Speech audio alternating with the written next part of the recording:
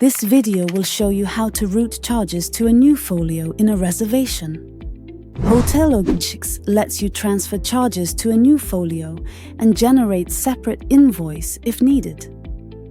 Let us see how. Right-click the reservation for which you wish to route charges to a new folio. Click Payments from the context menu that shows up. Select the charge in the account statement that needs to be routed to new folio. Click Route to New Folio button. The Create New Folio panel opens up. Select the guest in whose name the charge needs to be routed to a new folio.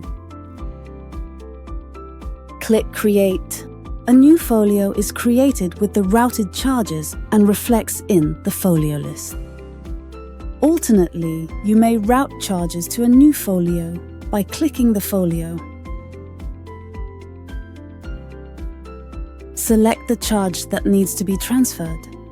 Click Route to New Folio. The Create New Folio panel opens. Select the guest in whose name the charge needs to be routed to a new folio. Note: you may also edit the amount and partially route the charges. Click Create.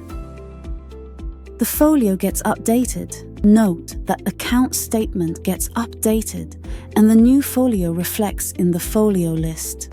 This brings us to the end of the video on how to route charges to a new folio in a reservation.